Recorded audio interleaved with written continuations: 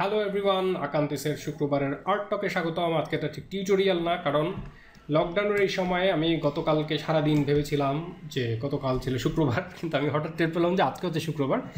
যাই হোক, আজকেরটা খুবই কুইক একটা আর্ট টক। সেটা হচ্ছে যে যাই হোক, স্ক্রিনে যেটা দেখতে পাচ্ছেন এগুলো হচ্ছে আমি রিসেন্টলি ক্যারেক্টার ডিজাইন করতেছি কিছু, এমনি নিজের জন্যই। তো ফান প্রজেক্ট, সেটাই দেখতে পাচ্ছেন। তো প্রজেক্টের ক্ষেত্রে, প্রজেক্ট বলতে আমি বুঝাচ্ছি আর্ট প্রজেক্ট। সে ফর এক্সাম্পল আমি একটা কমিক বুক করবো, আমি একটা চিলড্রেন বুক করবো, বা ইত্যাদি ইত্যাদি ইত্যাদি। তো দেখা যায় আমার সাধের যে প্রজেক্ট তো পছন্দ করি, করতে চাই, সেটা কেন জানি হয় না। হ্যাঁ, নিজেদের প্রজেক্টগুলি হয় না, মাঝখান থেকে ক্লায়েন্ট জব হয়, এই হয় সেই হয়, সবই করবো করবো করে ভালো। মানে অনেকে যেমন যেমন একাধিক লোক প্রথমে যখন আমার সাথে দেখা হলো, তারা প্রথম থেকেই অ্যানিমেশন নিয়ে খুবই ইন্টারেস্টেড, যে অ্যানিমেশন করবো, একটা মুভি হবে, এই হবে সেই হবে, বিদেশে দেখাবে। তাই তো মানে এগুলি এখন কাহিনী হলো, ফাইনালি 3-4 বছর পরেও দেখা যায় সে আসলে অ্যানিমেশনটা ধরেই নেই। কিন্তু এমন না যে সে এটা করতে চাচ্ছে না। তো এটার মূল সমস্যাটা কি? সমস্যার তো আসলে শেষ নাই, অনেক ধরনের সমস্যা আসছে। তো আমার কাছে লাগে যে এটা যে হচ্ছে না, না হওয়ার একটা বড় কারণ যেটা, বা প্রথম কারণ যদি আমাকে কেউ জিজ্ঞেস করে, সেইটা হচ্ছে ডেডলাইন নাই।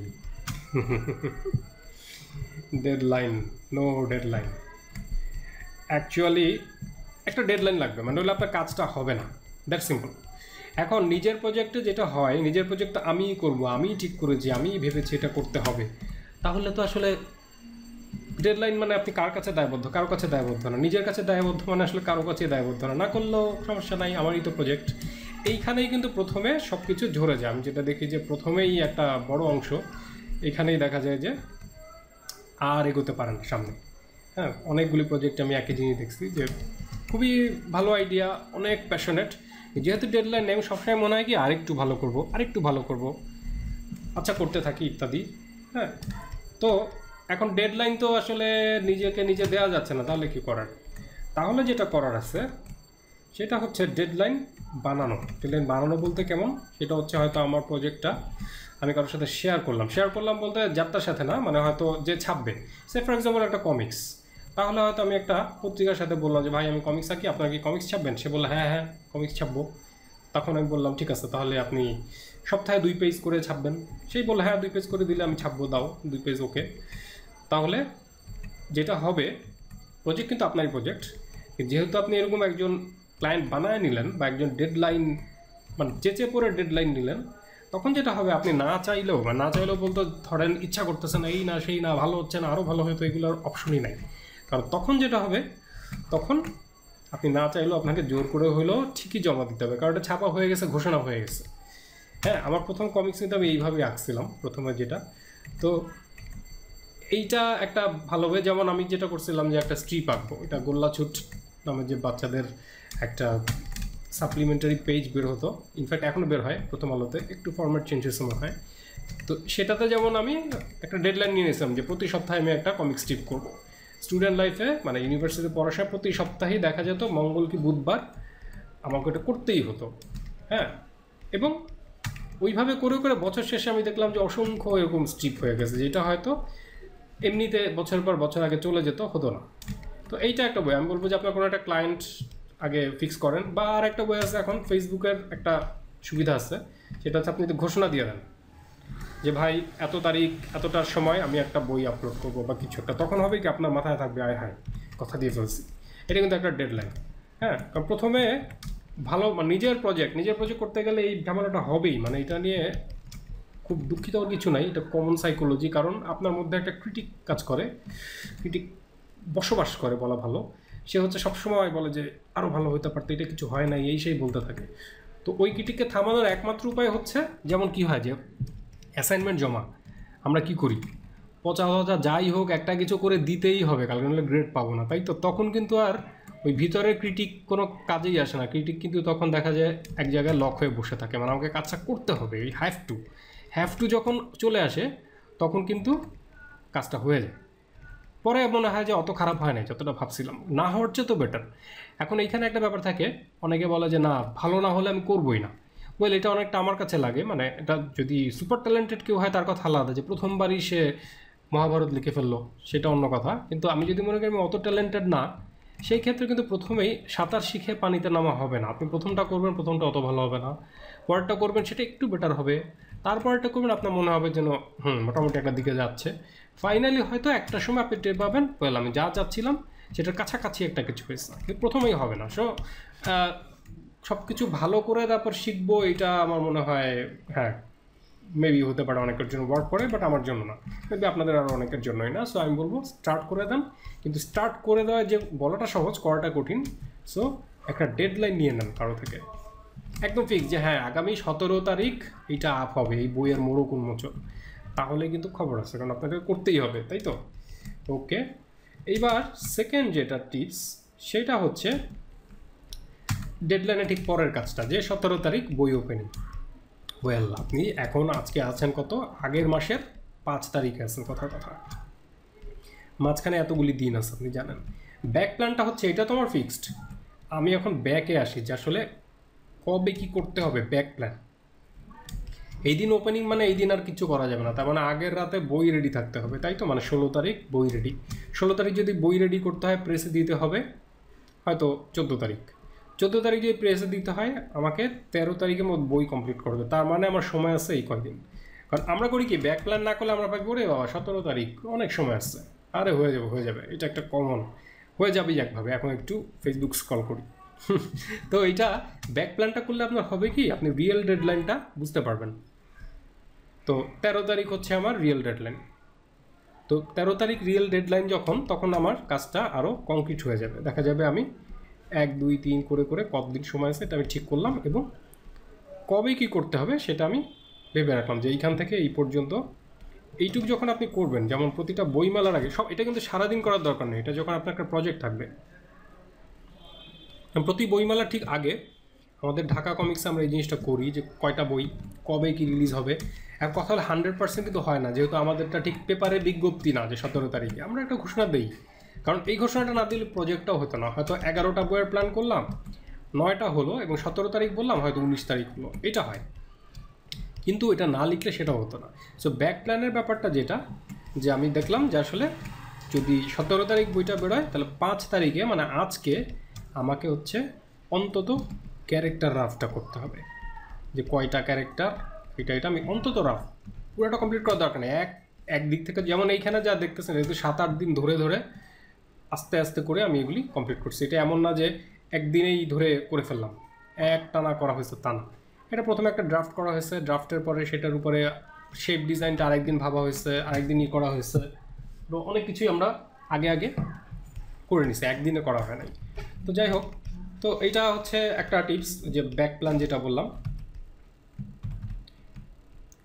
তো ব্যাক প্ল্যানের পরে যদি আমরা আসি, একটা সেকেন্ড, ব্যাক প্ল্যানের পরেরটা হচ্ছে ড্রাফট, যেটা আসলে একটু আগে বললাম। মানে ব্যাক প্ল্যানের পরে ড্রাফট বলতে আমি কী বোঝাচ্ছি, এখন প্রজেক্ট তো আমার যে কোনো কিছুই আমার প্রজেক্ট হতে পারে, হ্যাঁ, প্রজেক্ট হতে পারে কমিক্স, প্রজেক্ট হতে পারে আমার একটা মুভি, একটা ডকুমেন্টারি, একটা অ্যানিমেশন, যাই হোক। ড্রাফট হচ্ছে পুরো প্রজেক্টটা আমি একসাথে দেখতে চাচ্ছি, যে আমি আসলে কি হবে জিনিসটা। হয়তো একটা প্যামফ্লেট ডিজাইন করতেছে, আমি হয়তো প্রথমেই প্যামফ্লেটটা কয়টা ভাঁজ, হ্যাঁ এটা আগে ঠিক করলাম, যে এই মানে ভিজুয়াল করলাম জিনিসটা কেমন, তখন ঠিক করলাম যে 1 নম্বরে 2টা মেসেজ দিব, এখানে হয়তো করোনা ভাইরাস সতর্কতা, এটা নিয়ে আমি একটা প্যামফ্লেট করতেছি, তাহলে এই 2টা পেজ হচ্ছে 1 আর 2, এইটা আমি ঠিক করলাম যে এই মেসেজ আমি এখানে দিব, তারপর ভাঁজ খুললে এইটা এখানে, মানে জাস্ট ড্রাফট করা। কমিক বুক যদি হয়, কমিক বুকের ড্রাফট আর একটু লেংদি, হয়তো বক্সগুলি আঁকলাম যে 13টা পেজ আমি লিখলাম পেজ 1 2 3 4 লিখে, এখানে আমি লিখলাম যে এইখানে হিরোর এন্ট্রি, এইখানে হয়তো কি বলে ভিলেনের একটা চেহারা, এই যে পুরা প্ল্যানের আউটলাইনটা, এই ড্রাফটটা যদি আপনি খুব কুইকলি করে ফেলেন, এটা করতে কিন্তু সময় লাগে না, কিন্তু পুরো প্রজেক্টটা আপনি একবারে ভিজুয়াল করতে পারবেন। এইটা না করলে কিন্তু ঝামেলা, কারণ আমি যদি শুরু করে দিই, হ্যাঁ লেখা শুরু করলাম, ওয়েল এটা যদি ওই যে বললাম যে অর্গানিক কিছু হয়, যেমন একটু উপন্যাস লিখব, সেখানে কিন্তু এত ড্রাফট হয় না, গোয়েন্দা গল্পের ক্ষেত্রে হয়, অনেকের লাগে অনেকের লাগে না, কিন্তু এটা করলে যদি অর্গানিক্যালিও মাস্টার ক্লাস লিখতে পারেন, তার জন্য কিন্তু ড্রাফটটা একটা হেল্প করবে। যে হয়তো কিছুই না, যে উপন্যাস আমি ভাগ করলাম যে 11টা অধ্যায়ে ভাগ হবে, প্রতিটা অধ্যায়, এই অধ্যায় আমি এইভাবে বলবো, এটা বলবো, প্যারালালি এটা বলবো, একটা ক্যারেক্টার পরপর 2 চ্যাপ্টারে আসবে না, এইভাবে সাফল হবে মোটেই। এখন 100% এটা শেষ পর্যন্ত থাকবে না, কিন্তু এটা করলে হয় কি একটা মেন্টাল স্যাটিসফ্যাকশন আসছে যে একটা টাস্ক ডান। যেমন একটা জায়গায় আপনি লিখে লিখে যদি ক্রস করেন যে এটা করবো এটা করবো এটা করবো, যখন একটা হয়ে যাবে ক্রস যখন করবেন, এটা মেন্টাল স্ট্রেস কমে যাবে, কারণ মন থেকে এটা উঠে যাবে, আচ্ছা এটা শেষ, প্রেশার কম। সো ড্রাফটটা করলে আমার কাছে লাগে এটা একটা খুবই কম সময়ে নেয়, কিন্তু এটা অনেক বড় কাজে দেয়। হ্যাঁ, কমিক বুকের ক্ষেত্রে তো বটেই, যে কোনো কিছুর ক্ষেত্রেই ব্যাপারটা তাই। আচ্ছা, ড্রাফটের পরে যদি জিজ্ঞেস করা হয়, এটা হচ্ছে 5 সেকেন্ড রুল। এটা হয়তো অনেকে জানেন 5 সেকেন্ড রুল, তারপরে বলি যেটা হচ্ছে আঁকতে বসা বা কাজটা বা প্রজেক্ট, আমার একটা প্রজেক্ট আছে, ওইটা বসার আগে যেটা হয় একটা সময় গিয়ে আমাদের সাবকনশিয়াস বলতে থাকে যে এটা না করে তো আসলে কত কিছু করা যেত। হ্যাঁ, বাইরে ঘুরতে যাওয়া যেত, এটা করা যেত, সেটা করা যেত, যদিও আমি জানি ডেডলাইন ফিক্সড এবং আমাকে করতেই হবে, এটা আমাকে ডেলিভারি দিতেই হবে, তারপরেও কিন্তু ওই যে বললাম একজন ভিতরে আরেকটা ক্যারেক্টার আছে, সে কিন্তু ঝামেলা করতেছে। এখন সেইটার একটা ইন্টারেস্টিং রুল হলো, আপনি যদি কোনো কিছু ভাবার 5 সেকেন্ডের মধ্যে এটা স্টার্ট করে দেন, তাহলে ওই ক্যারেক্টারটা আপনাকে আর ডিস্টার্ব করবে না।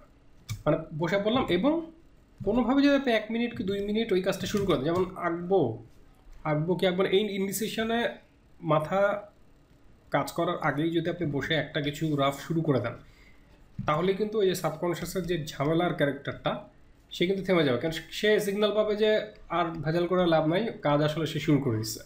শুরু করে দিলে তারপর দেখা যাবে এমনিই আমার কম চলতেছে, আমি হয়তো প্রতিদিন স্টাডি, যেমন জেস্চার ড্রয়িং, আমি গত 2 মাস ধরে যে প্রতি সকালে জেস্চার ড্রয়িং করবো অনেকগুলি।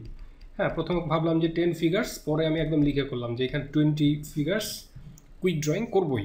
প্রথম কিন্তু এটা ঝামেলা, কারণ উঠেই আঁকতে বসার তো প্র্যাকটিস নাই, উঠেই দেখা যায় আমরা একটু ঘুরি, হাত মুখ ধোবার পরে একটু ব্রেকফাস্ট এই সেই হাবি যাবি। কিন্তু যখন আমি বসে গেলাম যে উঠেই স্ট্রেইট কোনো মতে মানে পিসিটিসি অন করে বা খাতাটা নিয়ে আমি যখন বসে গেলাম, বসে যাওয়ার পর কিন্তু আমি এটা আঁকবই, হয়তো 20টার জায়গায় 15টা হবে, কিন্তু হবেই। তাই 5 সেকেন্ড রুলটা আমি বলবো খুব এফিশিয়েন্ট, কারণ এইটার পরে গেলে হয় কি, আচ্ছা থাক হয়েছে আর দরকার নেই। আমরা যে সকালে ঘুম থেকে ওঠার সময় এটা হয়, প্রথম 5 সেকেন্ড কিন্তু ওঠার একটা ইচ্ছা থাকে, 5 সেকেন্ড পরে মনে হয় দূর আর দরকার নেই। তো এইটা যদি আপনি ক্রস করতে পারেন, যদি এটা পারপাস লাগবে, আপনি জানতে হবে যে আপনি কী জন্য বসতেছেন, কারণ আপনি জানেন ডেডলাইন আছে এবং এটা একটা ব্যাক প্ল্যান আছে, আজকে কী করতে হবে আপনি জানেন, এবং এটা একটা ড্রাফট করা আছে, এইটার পরে আপনার এটা কাজে লাগবে। হঠাৎ করে 5 সেকেন্ডে আপনি লাভ দিয়ে এসে বসলে কী করবেন, আপনি কিছু জানেনই না। সেইটা আমি এই জন্য 4 নম্বর বলবো। 5 নম্বর যদি বলেন, সেটা হচ্ছে আমি মনে করি সবচেয়ে ইম্পর্ট্যান্ট, কারণ এটা ইনিশিয়ালি এটা আমার একটা মজার প্রজেক্ট ছিল, তাই তো আমি এটা করতে পছন্দ করি এবং আমি নিজেই প্রজেক্টটা করছি। এখন এই সব যদি আমি করে ফেলি, 5 second rule, deadline, back plan, draft, এই সেই, এটা কিন্তু অনেক প্রেশার। তাহলে আসলে ফানটা কোথায়? আমি যেটা করতে গেছিলাম, এনজয় করাটা কিন্তু সবচেয়ে জরুরি, কারণ এইটা যদি না থাকে, এইগুলি কিন্তু জাস্ট একটা ক্লায়েন্ট জবের সাথে আমি বলবো এই পার্সোনাল প্রজেক্টের পার্থক্য হচ্ছে 5 নম্বর পয়েন্ট, এছাড়া সব কিন্তু সেম। সুতরাং one it is personal project, আমি বলবো এইটা অ্যাকচুয়ালি নাম্বার 1-এ, ইনফ্যাক্ট নাম্বার 1 না, প্রতিটা জায়গায় আপনাকে এটা মাথায় রাখতে হবে, এনজয় করতে হবে। আমরা যখন একটা কমিক বুক ড্রাফট করি, মানে গল্পটা আমরা খুবই এনজয় করি, 4-5 জন মিলেও যখন কথা বলি যে তারপর এটা হলো, তারপর এটা হলো, আগে বলো না, তারপর দেখা গেলো এটা হলো, এটা কিন্তু খুবই, মানে আমি মনে করি যে বরঞ্চ পরের পার্টটা অনেক টিডিয়াস, যে বসে বসে রেন্ডারিং করা, কালার করা, আউটলাইন দেওয়া, সলিড করা, এগুলো অনেক মেকানিক্যাল। কিন্তু এই যে প্রথমে যে আমরা ইয়েটা করি, এনজয় করাটা, যেমন একটা ফ্রেম, যেমন এইখানে এই ক্যারেক্টারটা আমি যখন আঁকলাম, আমার কিন্তু এটা খুবই, ক্যারেক্টারটা হচ্ছে কে, সে তার হচ্ছে মাস্কারি, পুরোনো আমলে একটা এরকম পটচিত্র দেখে দেখে মজার স্যাটায়ার করতে এবং একটা ক্যারেক্টার ছিল, তাও এটা ব্লেন্ড করার সময়, এবং অ্যাকচুয়ালি সে হচ্ছে একটা এনশিয়েন্ট ক্যারিকেচারিস্ট, তো দেখা যাচ্ছে খাগের কলম, সেইখান থেকে একটা তুলির কালিটালি আছে, এটা তার স্ক্রল, এটা হয়তো তার কার্টুন কমিক্স, এটা তো স্ক্রল কমিক্স, হ্যাঁ, এইটা হয়তো তার বাঁশের ট্রাইপড স্ট্যান্ড। আমি এটা আঁকার সময় খুবই এনজয় করছি, এবং তার হাতে একটা পেট ব্যাং আছে, সে হচ্ছে অ্যাসিস্ট্যান্ট, তার সাথে হচ্ছে এর একটু ঝামেলা আছে আর কি, সে ক্যারিকেচার করে এটা হাতে ধরে রাখছে এবং সে আঁকছে এইভাবে। যাই হোক, মানে এই যে স্টোরিটা বা এই যে কেমিস্ট্রিটা আমি ভাবতে যে আগালাম, এখন এটার মধ্যে যে ডেডলাইন, ড্রাফট এগুলি নাই তা না, এগুলোর পিছনে, যেমন এটা করার আগে কিন্তু আমি অনেক ড্রাফট ইত্যাদি করছি, কিন্তু এই যে আইডিয়াটা, যেমন এইটা আঁকার সময় একটা স্টোরি মাথায় ছিল, এটা আঁকার সময় একটা, এই পার্টটা আমি মনে করি সবচেয়ে ইম্পর্টেন্ট, যেটা আমরা অনেক ক্ষেত্রেই এখন একটা যেটা হয় যা অন্যদের দেখানোর একটা ব্যাপার থাকে যে দেখো আমি কি আঁকি কী করতেছি, হ্যাঁ, তখন যেটা হয় এই পার্টটা চলে যায়, কারণ তখন মাথায় থাকে যে আমারটা রেন্ডারিং ভালো হলো কিনা, একদম মানে পিকচার পারফেক্ট হলো কিনা, এবং সবাই দেখে বাহবা করবে কি করবে না, এটা নিয়ে যে একটা টেনশন। অ্যাকচুয়ালি আমি বলবো যে ওইটা না ভাবা, এনজয় করাটা খুবই ইম্পর্টেন্ট। সো এই তো একবারে যদি আমরা বলি, আবার যদি বলি যে ডেডলাইন থাকলে, এই ডেডলাইন যদি আমি বলি 20, তাহলে ব্যাক প্ল্যান মানে হচ্ছে এখন আমি কোথায় আছি, তার মানে কাইন্ড অফ টাইম ট্রাভেল, আমি এখানে চলে গেছি, আমি বই ওপেনিং হচ্ছে এটা আমি দেখতে পাচ্ছি, আমি স্টেজে আছি, কিন্তু ব্যাক প্ল্যানটা যদি করি যে আসলে তাহলে কোথায় কী করতে হবে আমাকে, এবং সেই ক্ষেত্রে দেখবো কি আমরা 20 তারিখ যেই দিন ওপেনিং, ওই দিনটা তো আসলে আমি কাজ করতে পারি না, ইউজুয়ালি তো তাড়াহুড়া লাগে, তো দেখা যায় যে প্রেসে দিতে হবে তার আগে, মানে অ্যাকচুয়ালি ডেডলাইনটা আরও আগে, অ্যাকচুয়াল ডেডলাইন কিন্তু এইটা ঠিক করে, ইনফ্যাক্ট ডেডলাইনের আগে যদি শেষ করা যায়, এইটা যেমন আমি গত বছর একাধিক প্রজেক্ট নিয়ে ডেডলাইনের আগে জমা দিচ্ছি, সেটাতে কিছু প্রবলেম হয়েছে, ডেডলাইন আগে জমা দেয় প্রচুর এডিট আসছে, তো সেটা আরেকটা লার্নিং, কিন্তু সেটা কিন্তু মজা, মানে প্রেশার নাই যে আমি আগে করে ফেলছি। So that's it. আমার মনে হয় যে পার্সোনাল প্রজেক্ট যেটাই আছে প্রথম হচ্ছে শুরু করে দেন, এবং অবশ্যই নিজের ডেডলাইনে যদি কাজ না হয় কারো থেকে ডেডলাইন নেন, ব্যাক প্ল্যান করেন, ড্রাফট করেন, 5 সেকেন্ড রুলটা খুবই ইম্পর্ট্যান্ট, এবং most of all enjoy your project. So that's it, good luck, ভালো থাকেন, আবার দেখা হবে, কথা হবে।